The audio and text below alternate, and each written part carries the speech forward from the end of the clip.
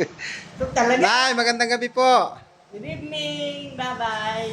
Nay, ano kasi yung sakit mo nung unang punta mo dito, Nay? Yung ano ko, yung hindi pantay yung tuhod ko.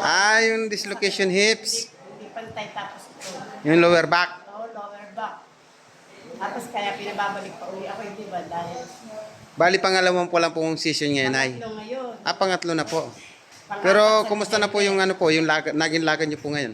hindi ba natamag, dire-diretso hindi yung parang ano. Oh, Kasi medyo, hindi kasi kita na videohan kanina na eh. medyo, Medyo busy ako, may inihilot pa ako kanina. medyo, Inihilot ko po yung kapatid mo.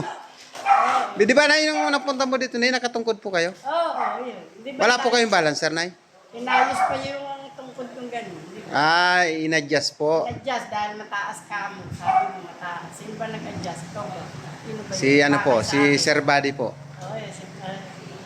Pero ayos na po ngayon lakad mo, Nay. Wala na, iniwan ko na. Graduate ka na daw po yata, Nay. Hindi ka na daw po yata pinababalik niya po. Pinababalik.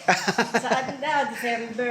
December Dahil pa. may nakita siya rito. Yung, kaya yung Kailangan may adjust ng todo, Nay, na. yung lower back ko daw hindi pa. Okay ano, po. May nakita siya rito. Yung sa kabila. Sige, Nay, pinagaling ka na ni Papa Jesus, Nay. Pasalamat ka na po sa kanya, Nay. Salamat sa Panginoon.